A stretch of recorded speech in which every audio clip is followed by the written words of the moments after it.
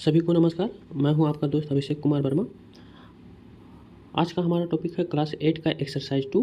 इससे पहले हम लोग क्लास 7 और क्लास 6 का कंप्लीट एक्सरसाइज कर चुके हैं। आपने वो वीडियो नहीं देखा है तो जाकर के आप देख लेना, ठीक। तो चलिए स्टार्ट करते हैं। भूमि, मृदा, जल, प्रकृति, वनस्पति और वन्य जीवन संसाधन, इसके बारे में हम लोग को पढ़ना है। भूमि क्या है? पृथ्वी पे टोटल कितना प्रतिशत पे भूमि है? 30% पे। बाकी 71% पे क्या है? जल से वो ढका हुआ है। तो 30% पे ही क्या है? निवास स्थान, यानी कि हो सकता है वन है, पहाड़ है, पठार है। कितना है? 30% पे ही सारे चीज़ है। बाकी 70 या 71% पे क्या है? वहाँ सागर लेक, ये सब बोल सकते हो। क्या है? कितना? 71% पे, ठीक। अब देखो ये बॉक्सेज में क्या है, पहले देख लेते हैं। विश्व का 90% जनसंख्या जो भूमि क्षेत्र का 30% भाग पर ही निवास करता है। 70% पर ये क्या है? विरल जनसंख्या वाला निर्जन है। इसको हम कैसे देखो, अगर जो ये क्वेश्चन मेंस में आ जाएगा तो मेंस में हम लोग कैसे दर्शा सकते हैं? तो इसके आप मैप बना दिया करो। जैसे हम लोग अभी ट्राई करते हैं मैप बनाने का, और उस पर हम देखते हैं कि कहाँ कहाँ पे जनसंख्या अधिक है, जनसंख्या घनत्व तो अधिक है, ठीक।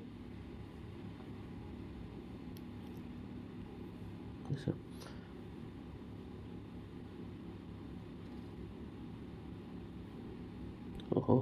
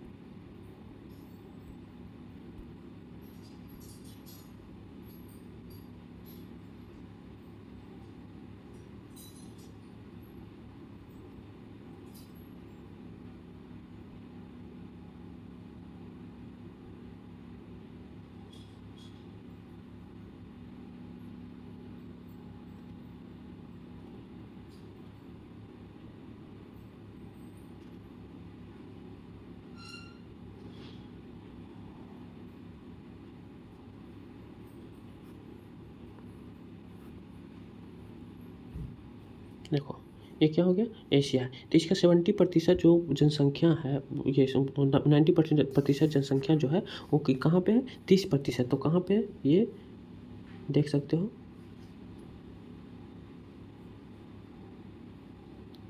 इसको इस तरह से देख सकते हो।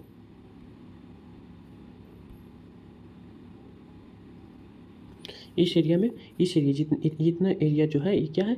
इतना एरिया पे ही क्या है?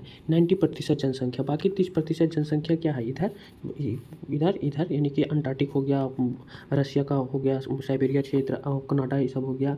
अलास्का में भी जनसंख्या ठीक ठाक है, लेकिन उतना नहीं है। और ये अंटार्कटिक ऊपर में जो ये सब जो है, ऊपरी ध्रुव जो है, ये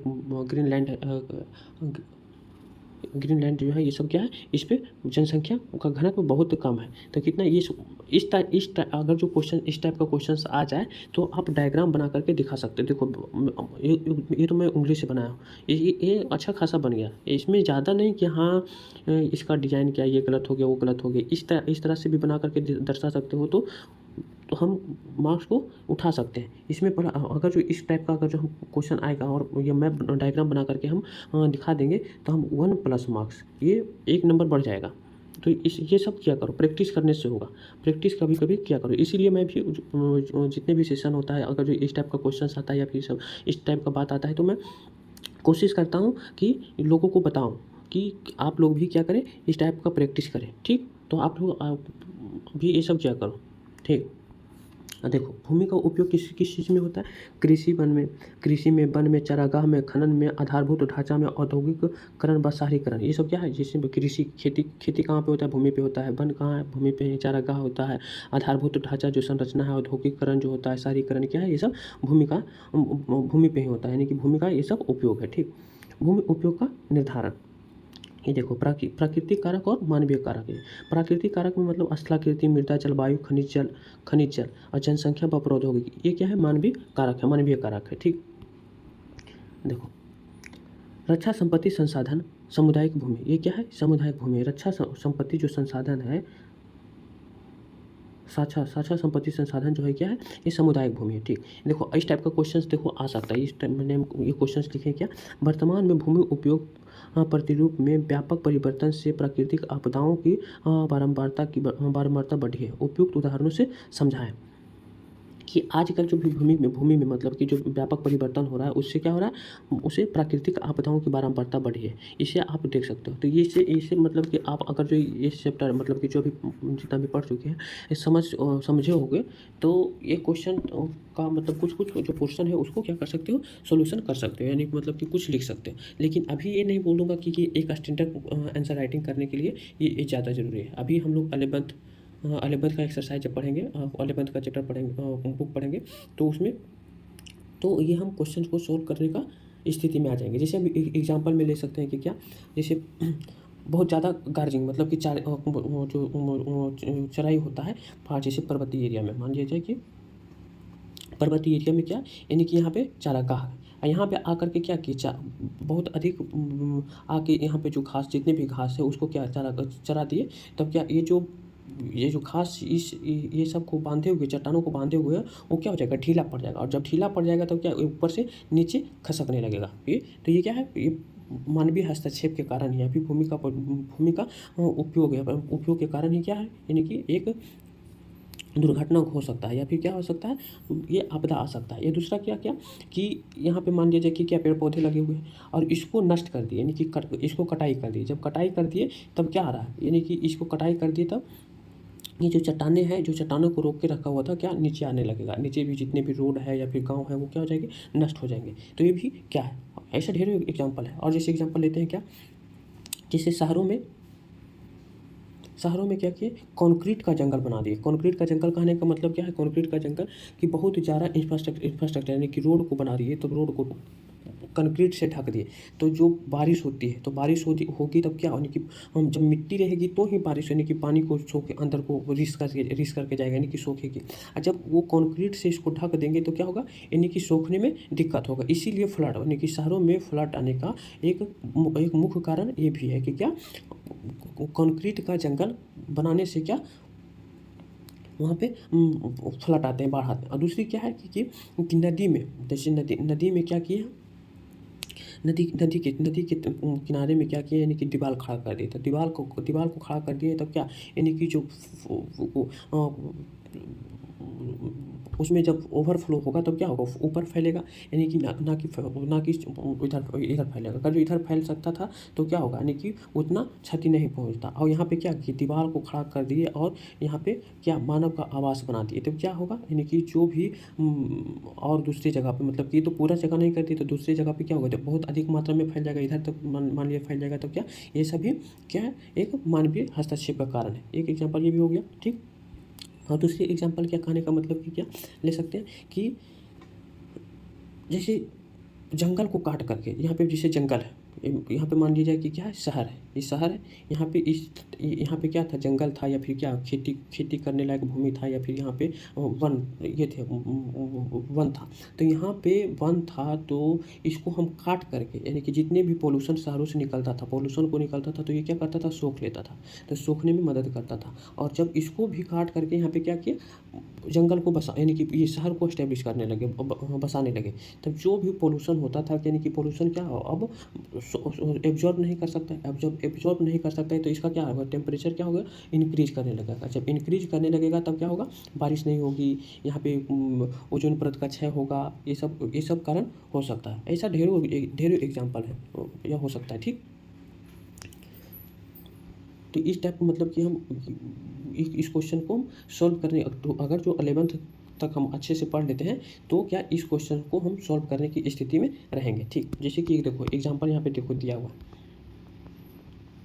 जैसे इससे भी हम लोग रिलेट कर सकते हैं। एनसीईआरटी में देखो ये सब एग्जांपल दिया हो रहा था, इसे ध्यान से देखो, क्योंकि पहले क्या था कि अच्छा खासा भूमि पे खेती होता था, गाँव उतना विकसित नहीं था। अब उसको क्या कि धीरे धीरे इसको काट करके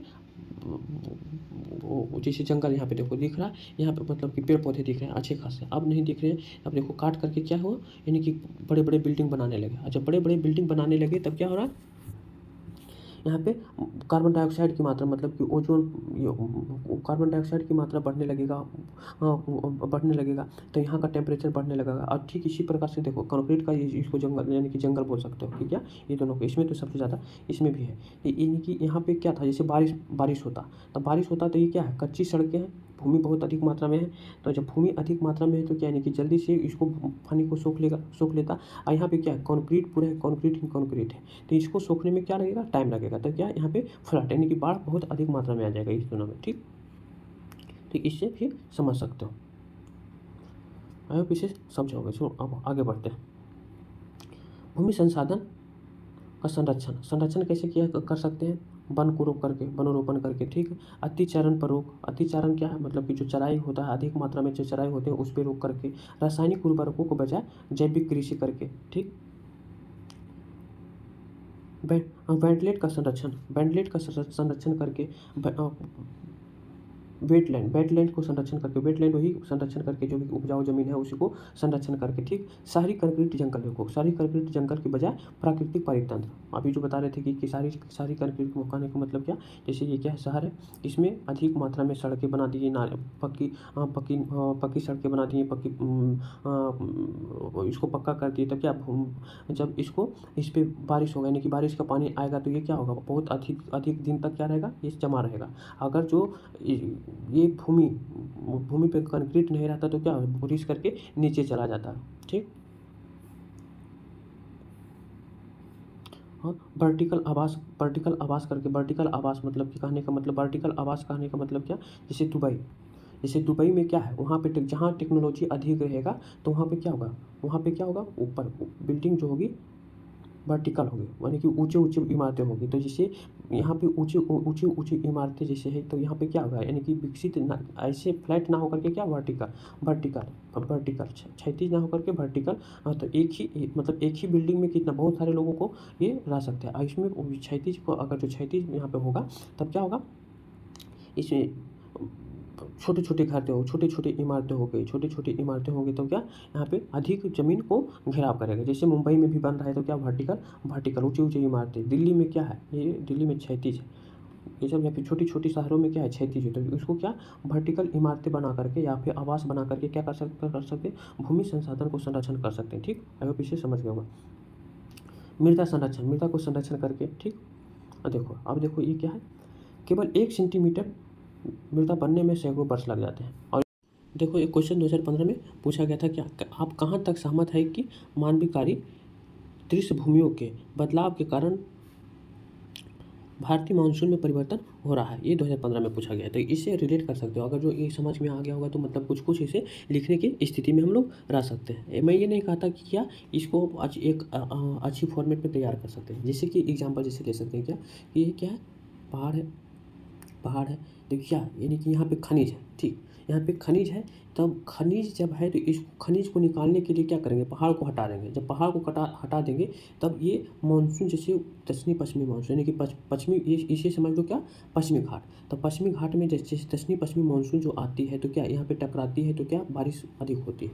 तो बारिश अधिक होती है तो मानसून क्या अच्छा खासा बना हुआ रहेगा। तो इसे एक ये बोल सकते हो। और दूसरा क्या कि पेड़ पौधों की कटाई करके, जैसे वन को सफाई कर देंगे, काट देंगे, तब क्या होगा, वहाँ की जैसे आस पड़ोस के जो वातावरण होगा वो क्या हो जाएगा, उसका टेम्परेचर क्या होने लगेगा, इंक्रीज होने लगेगा। तो ये सब एग्जाम्पल दे करके लिख सकते हैं, ठीक। इसका जैसे कि क्या, अभी इसका जैसे इंट्रोडक्शन लिखना है, तो इंट्रोडक्शन लिखने के लिए क्या, इंट्रो में लिखने के लिए क्या, जैसे कि 1950 में 1950 तक भारतीय भूमि पे कितना 50% भूमि पे वन था। अभी कितना है 21% पे। तो आंकड़ा थोड़ा बहुत चेंज हो सकता है, लेकिन 50% के आसपास ये था। अभी कितना 21% पे।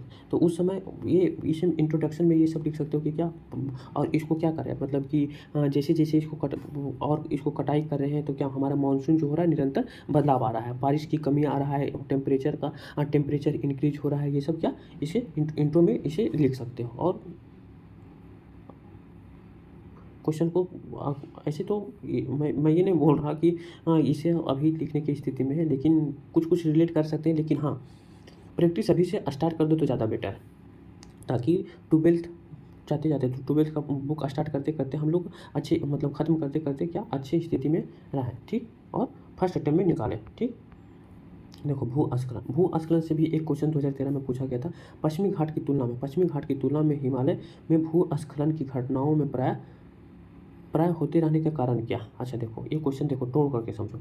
पश्चिमी घाट की तुलना में हिमालय में भू अस्खलन की घटनाओं प्राय होते रहते हैं, यानी कि हिमालय में भूस्खलन ज़्यादा होता है। इसका क्या क्या कारण है, इसका भी 2-3 एग्जाम्पल लेकर के हम लोग समझ सकते हैं। देखो हिमालय क्या है, नवनिर्मित है। अब क्या है, पश्चिमी घाट क्या है, पुरानी चट्टान यानी कि पुराने पर्वत है। हिमालय जो है क्या अभी भी यूरेशियन प्लेट है, ये इंडियन प्लेट है। ये क्या हो रहा है, टकराव हो रहा है, तो टकराव हो रहा है तब क्या हो रहा है, जब टकराव हो रहा है तब यहाँ पे बढ़ रहा है, इंक्रीज हो रहा है, इसीलिए क्या है ये इंक्रीज हो रहा है। हिमालय की ऊंचाई में निरंतर क्या हो रहा है, वृद्धि हो रहा है। तब क्या, जब ये टकराएगा तब क्या होगा, भूस्खलन हो सकता है। तो यहाँ एक कारण क्या हो गया, भूकंप आने के कारण क्या हो रहा है, वहाँ का भूस्खलन हो रहा है, ठीक। दूसरी कारण ये है कि यहाँ पे निरंतर क्या है, ग्लेशियर मतलब कि ग्लेशियर पिघलने यानी कि वहाँ की पेड़ पौधे काट लेते हैं, तो ग्लेशियर पिघलने के कारण क्या भूस्खलन की स्थिति बन सकती है। जैसे कि अभी उत्तराखंड में पिछले वर्ष 2021 में आया था और 2022 में आया था, ये अरुणाचल प्रदेश में आया था। तो ये एग्जाम्पल लेकर के बता सकते हो। ये भी ये तो वैसे नहीं, ये नहीं बोल रहा कि ये क्वेश्चन इसी से आया है, लेकिन इसे रिलेट करके देख सकते हो, ठीक। देखो भूस्खलन शैल, मलबा व ढाल के सहारे मिट्टी के बृहद संचालन को कहते हैं। जिसे क्या भूस्खलन किसे कहते हैं, जैसे क्या है, ये पहाड़ है, यहाँ पे क्या हो रहा है, एक कोई चट्टान टूटा या फिर क्या हो रहा है, और इसके सहारे मलबा और इसके जो इसके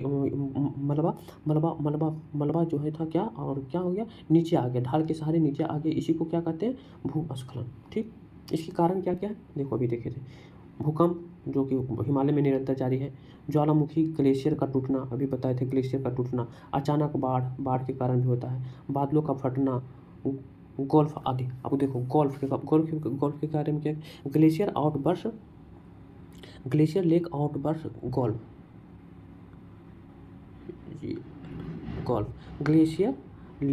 आउटबर्स्ट फ्लड, ठीक।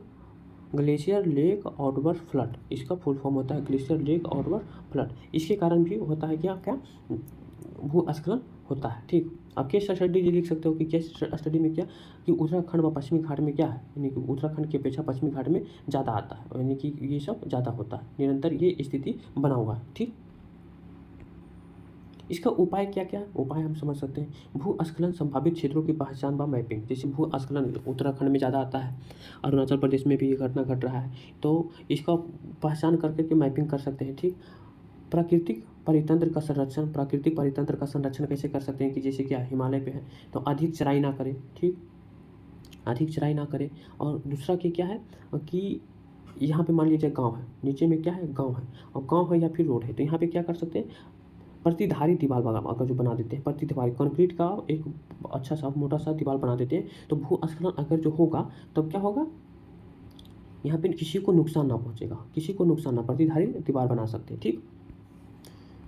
वन रोपण करके, ठीक, खनन कार्यों पर नियंत्रण करके खनन कार्य को कम कर देंगे, गल्फ का पूर्वाकलन करके, ग्लेशियर के रियल टाइम निगरानी मतलब कि ग्लेशियर को निगरानी की, कब ये ग्लेशियर पिघलना स्टार्ट हुआ, और हो सकता है कि उसको तब वो तो धीरे धीरे स्टार्ट होता है, तो जब जैसे ही पिघलना स्टार्ट होगा तो उसको क्या रोकने, यानी कि छोटे छोटे भाग में उसे कर सकते हैं, या फिर क्या मानव को जागरूक कर सकते हैं, तो ये भी क्या है, एक हो सकता है। प्रतिधारी दीवार, जो अभी बताए थे, प्रतिधारी दीवारों का निर्माण करके भूस्खलन क्षेत्रों का मानव बसा पर प्रतिबंध, जैसे जहाँ पे क्या मान लिया जाए कि उत्तराखंड में बहुत ज़्यादा मात्रा में होता है, तब उत्तराखंड में बहुत ज़्यादा मात्रा में यहाँ पे हो रहा है, तो यहाँ पे मानव बसाव पे क्या करेंगे, नियंत्रण लगाएंगे, ठीक। विकास कार्यों से पूर्व पर्यावरण प्रभाव आकलन, ठीक। विकास कार्यों मतलब कि पर्यावरण पर प्रभाव, पर्यावरण पर आकलन करने से क्या हो सकता है।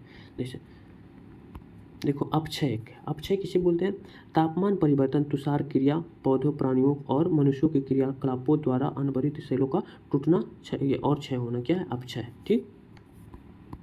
मृदा, देखो मृदा के बारे में पढ़ते हैं।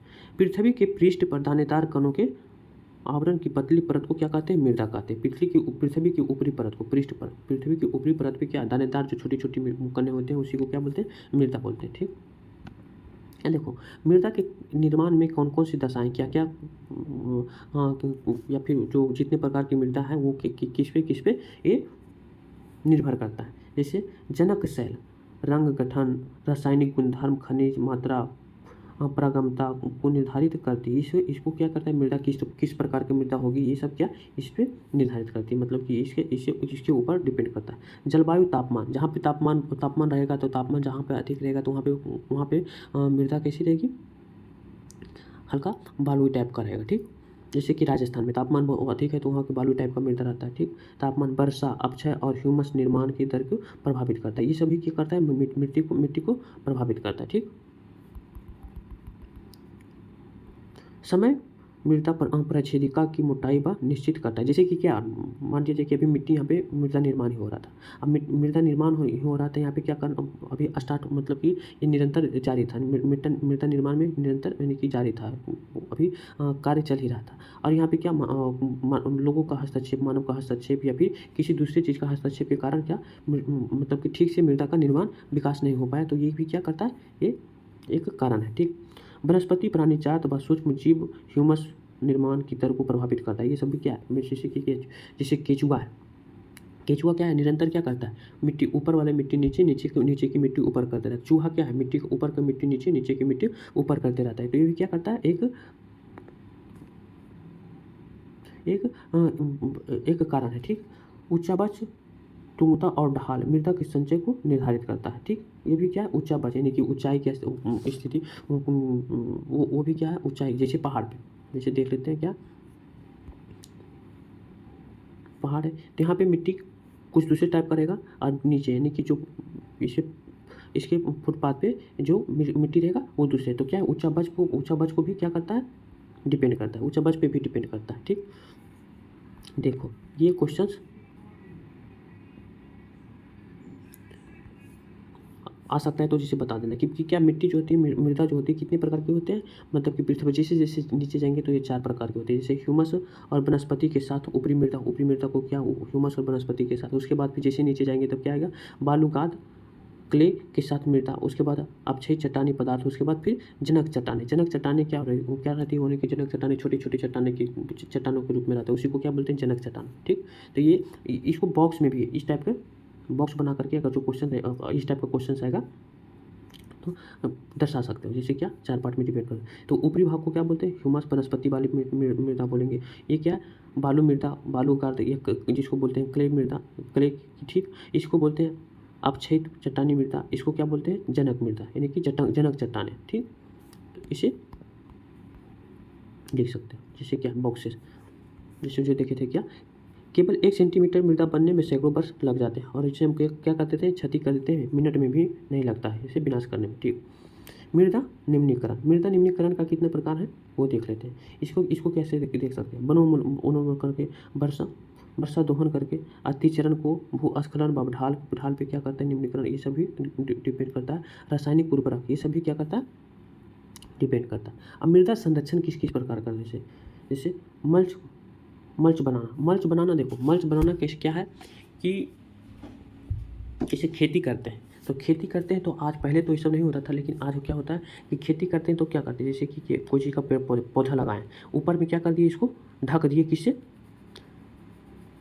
प्लास्टिक से ढक दिए। तो इससे दो फायदा क्या है, एक तो मिट्टी का कटाव नहीं होगा, नहीं कि उड़ेगा नहीं, दूसरा क्या है कि ये ज़्यादा सूखेगा नहीं, और ज़्यादा सूखेगा नहीं तो क्या, नहीं कि वाटर की यानी कि पानी की, जल की आवश्यकता कम पड़ेगी। तो क्या मल्च बनाना भी क्या है, मृदा संरक्षण का पार्ट है, ठीक। देखो वेदिका फॉर्म, पहाड़ी क्षेत्र में वेदिका फॉर्म बेदिका फॉर्म में कहने का मतलब कि क्या, बेदिका फॉर्म देखो इस टाइप का पहाड़ी क्षेत्र में क्या है, यानी कि सीढ़ी नुमा खेती जिसको बोलते हैं सीढ़ी नुमा खेती। जैसे पहाड़ी क्षेत्र में क्या है, सीढ़ी नुमा खेती करेंगे, यहाँ पे जुताई करेंगे, यहाँ पे फसल लगाएंगे, फिर नीचे आएंगे तो यहाँ पे भी फसल लगाएंगे, जुताई करेंगे, तो क्या ये इसी को बेदिका क्षेत्र में, ये पहाड़ी क्षेत्र में ये प्रचलित है। जैसे क्या पश्चिम बंगाल में, असम में ये सब बहुत ज़्यादा ये प्रचलित है। समोच्च रेखीय जुताई की क्या कहने का मतलब क्या है कि समोच्च रेखीय, जैसे कि समोच्च रेखीय जुताई, पूरा एक खेत है एक बड़ा, तो पूरा समोच्च रेखीय, इसको समोच्च जुताई करेंगे। तो समोच्च जुताई करेंगे तो मिट्टी का कटाव कम होता है। जैसे कि क्या इस टाइप से इसको करेंगे, जुताई करेंगे। मान लीजिए कि क्या, तो इधर से जैसे ये जैसे खेत है, तो इधर से इस टाइप से जुताई करेंगे, इसी को समोच्च रेखीय जुताई बोलते हैं, पूरे एक साथ। ठीक, अगर जो मिट्टी पानी जैसे इधर से आ रहा है, इस उधर ढाल जिस टाइप के जिधर से रहेगा उसके विपरीत दिशा में इसको जुताई करेंगे। ठीक, तो ये इधर पानी जैसे आ रहा है, इधर से पानी आ रहा है, ठीक, पानी आ रहा है तो, या फिर हवा ही आ रहा है तो पानी आ रहा है, तो इसको मान लीजिए एक को पहले पार्ट को काटा, फिर दूसरे पार्ट को काटा, धीरे धीरे क्या कहीं तो आकर के रुकेगा। ठीक, और इसी तरह से क्या है, समोच्च रेखीय जुताई करेंगे तो इधर से हवा आ रहा है, तो हवा आ रहा है तो क्या करेगा, इसको पहले को उड़ाएगा, दूसरे को फिर क्या करेगा, रोक लेगा, फिर तीसरे आकर के पूरे तरह से रोक देगा। ठीक, या फिर अगर जो इसको हम समोच्च रेखीय जुताई ना करके हम किस टाइप से करेंगे, ये ढाल मान लिया जाए कैसे, किधर से,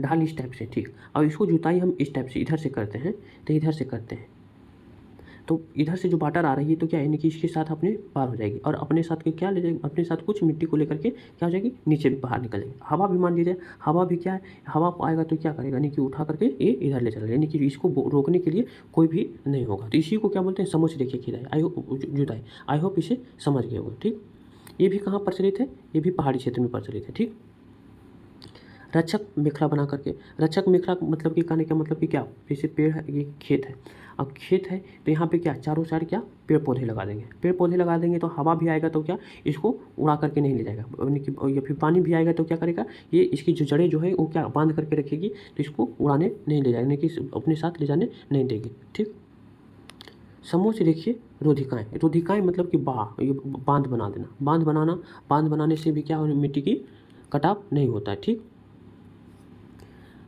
चट्टान बांध तथा भिन्न भिन्न एकांतर कतारों में लगाना, क्या चट्टान को क्या चट्टान से बांध बनाना, मतलब कि बांध बनाना तथा भिन्न भिन्न एकांतर कतारों में लगाना। ठीक, इसे भी क्या करते हैं, मिट्टी का संरक्षण करते हैं, मृदा का संरक्षण करते हैं। आई होप इसे समझ गया।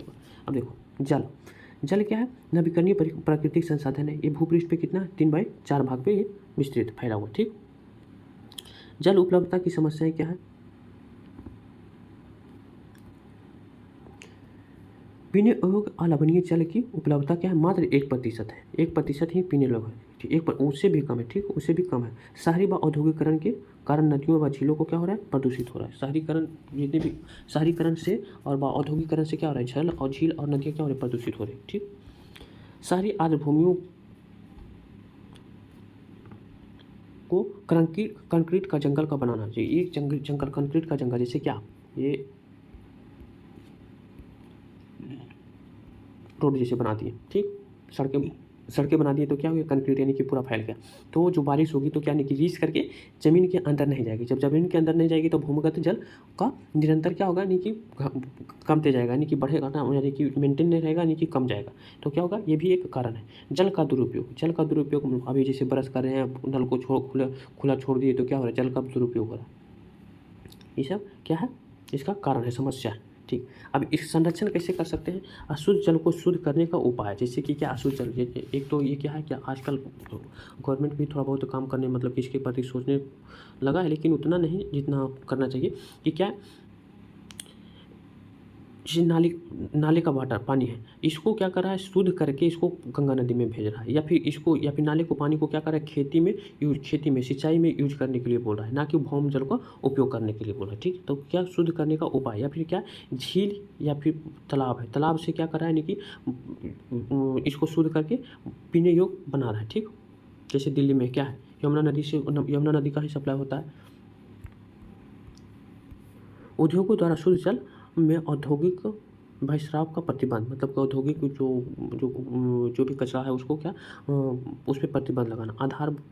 आधार भूमियों आर्द्र भूमियों का संरक्षण, आर्द्र भूमियों का संरक्षण करने के लिए बोल रहा है कि जहाँ पे सिंचाई अधिक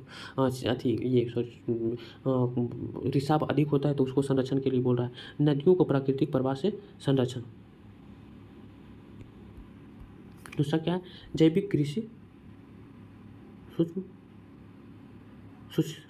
सूक्ष्म सिंचाई। जैविक कृषि क्या और सूक्ष्म सिंचाई मतलब कि क्या, कहने का मतलब क्या, जैविक तरह की खेती मतलब कि रासायनिक खेती करने के लिए नहीं बोला, और सूक्ष्म मतलब कि जो खुले सिंचाई नहीं कि लाएँ खेत में पाइप को डालें, इसको छोड़ दिए, इसको पूरा फुल कर दिए, इस तरफ की नहीं, इस पर क्या ड्रिप सिंचाई, बूंद बूंद सिंचाई बोल सकते हो, इस टाइप की सिंचाई से। वर्षा जल का संरक्षण, जैसे पहले राजस्थान में था कि वर्षा जल का संरक्षण होता था, अब नहीं होता है, वहाँ भी नहीं होता है। जैसे इंदिरा गांधी कैनाल बनने के कारण वहाँ पे भी क्या हो गया, खत्म हो गया सब। प्राकृतिक वनस्पति व वन्य जीवन।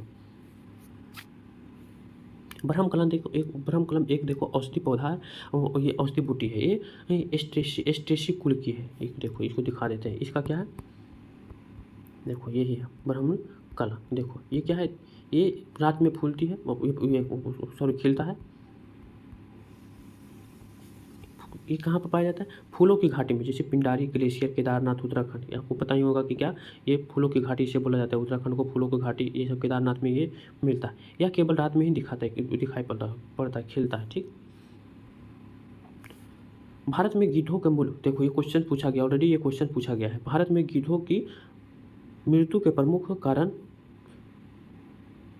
टिलोफिनाइल एस्पिरिन या इब्रूफ्रेन पीड़कनाशी है। इब्रूफ्रेन जो कि पशुओं को पीड़कनाशी दवा दिया जाता था, या फिर जो सुई दे करके जो उससे दूध निकाला जाता था, उससे क्या उसके बाद फिर वहाँ पे क्या उस पर एक जब गाय की मृत्यु हो जाता था तो उसमें एंजाइम मिला हुआ था, और जब उसको गिद्ध खाता है तो उसको मृत्यु हो जाता था, इसका गिद्ध का मृत्यु हो जाता था।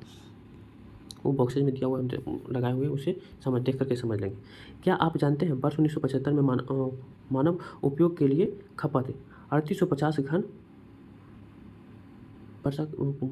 वर्ष थी, जो कि 2000 बढ़कर के 6000 घन किमी वर्ष से प्रति वर्ष से भी अधिक हो गया। यानी कि जो वाटर का एक व्यक्ति का जो खपत होता था मानव के लिए, वो पहले 3850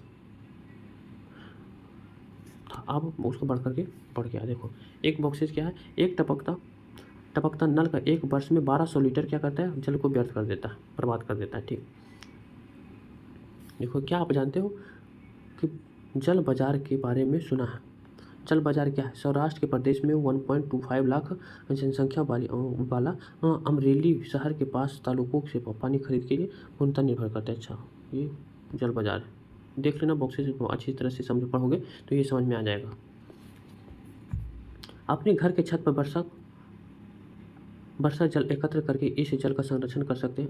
मतलब करना, एक विभिन्न उत्पादों को उपयोग में लाना वर्षा जल संग्रहण कहलाता है, जो राजस्थान में होता था। औसतन 2 घंटे में वर्षा का दौर 8000 लीटर का जल बचाव में काफ़ी आप ये दिया हुआ है, जल बचाव का उपाय दिया हुआ है। ठीक, ब्लैक बाघ क्या है, एक या कृष्ण मृगा, जो सलमान खान जो या फिर काला हिरन, जो सलमान खान जो जिस केस में सलमान खान पे जिस केस से चल रहा है उसी को क्या काला हिरन, ये मतलब काला हिरन या ब्लैक बाघ इसे बोला जाता है। ठीक, ये काला हिरन सॉरी राजस्थान, गुजरात, पंजाब, MP, महाराष्ट्र में पाया जाता है। देखो राष्ट्रीय उद्यान क्या है, ये वर्तमान व भविष्य की पीढ़ी के लिए एक या एक से अधिक परितंत्रों का परिस्थिति की एकता की रक्षा के लिए नामित किया गया प्राकृतिक क्षेत्र। ठीक, उसी को क्या बोलते हैं, राष्ट्रीय उद्यान। जैव मंडल नीचे क्या है, जैव मंडल नीचे मानव व पर्यावरण दोनों को शामिल कर संरक्षण व विकास को बढ़ावा देना क्या है, जैव मंडल। और क्या है, ये राष्ट्रीय उद्यान में सिर्फ केवल किसमें, उसमें सिर्फ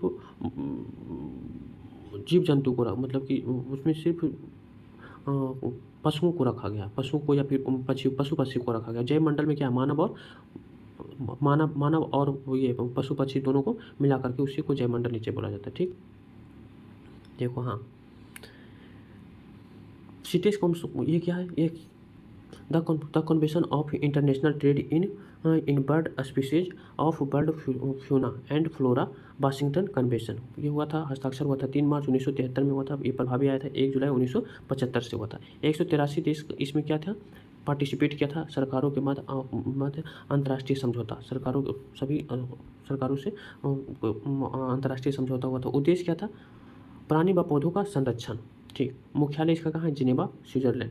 सीटेस का मुख्यालय यूएनडीपी द्वारा संचालित होता है। ये सब क्वेश्चन पूछा जा सकता है। सीटेक का मुख्यालय, ये ऑलरेडी इसका इस पे क्वेश्चन मतलब पूछा जा चुका है। ठीक, देखो ब्लैक बॉक्स की सुरक्षा की आवश्यकता। देखो यही ब्लैक बॉक्स है, ये किली है। ये सब एनसीईआरटी में जब इसका महत्व दिया हुआ है तो इस पर थोड़ा ध्यान दिया करो, गूगल किया करो। ठीक, देखो गूगल के ये गिद्ध के बारे में क्या है, भारतीय उपमहाद्वीप में जिन पशुओं का उपचार डिक्लोफेनेक एस्पिरिन अथवा इब्रुफेन जैसे पीड़कनाशी से किया जाता था, उसमें अपमर्जक उपरांत यानी कि मृत्यु के उपरांत गिद्ध की किडनी, यानी कि जब गिडनी वो खा लेता था गिद्ध, तो उसका किडनी क्या हो जाता, खराब हो जाता था, तो वो मर रहे थे। पशुओं पर इन औषधियों का उपयोग करने पर प्रतिबंध लगाने के प्रयास किए जा रहे हैं तथा आरक्षित स्थान पर गिद्ध के प्रजनन के प्रयास किए जा रहे हैं। अभी क्या हो रहा है, आरक्षित स्थान। अभी तो गिद्ध आसमान में देखने को नहीं मिलता है, लेकिन जहाँ पे आरक्षित स्थान, जहाँ पे गिद्ध है, वहाँ पे प्रजनन को लगातार बढ़ावा दिया जा रहा है, यानी कि बढ़ाने की कोशिश किया जा रहा है। और ये सब जो दवा है जो है उस पर क्या बैन लगाया जा रहा है। ठीक, वही देखो जैव मंडल नीचे और राष्ट्रीय उद्यान जो ऊपर में हमने देखा था। ये देखो ब्रह्मकमल क्या है, एक औषधि बूटी है। इस पर क्वेश्चन पूछे जा सकते हैं, इसके बारे में थोड़ा गूगल कर लिया करो। तो हमारा आज का एक्सरसाइज जो हो गया वो समाप्त हो गया। आई होप इसे आप समझ गए होंगे। नहीं समझ में आया होगा तो कमेंट कर सकते हो, और अगले सेशन में उसे हम देख सकते हैं, मतलब देख लेंगे। ठीक, तो इसका पीडीएफ पाने के लिए हमारे टेलीग्राम चैनल पे जुड़ सकते हो। टेलीग्राम चैनल का नाम है study IAS with Verma ji. Telegram पे जाकर के सर्च करो और वीडियो को लाइक, कमेंट और चैनल को सब्सक्राइब करो, और पसंद आए तो शेयर किया करो यार। Thank you.